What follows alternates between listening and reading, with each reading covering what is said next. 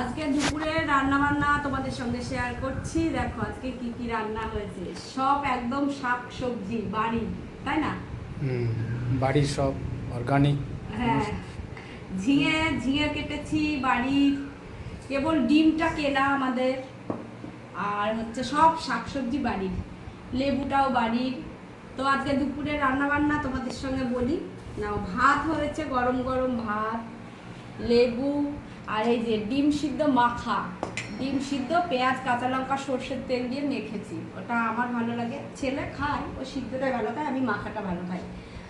আর হচ্ছে এটা দেখাও, কাঁঠালের বীজ আছে, বড়ি আছে, মাছের মাথা, ঝিঙে, পটল, আলু আর মিষ্টি কুমড়োর ডাঁটা দিয়ে সবজি।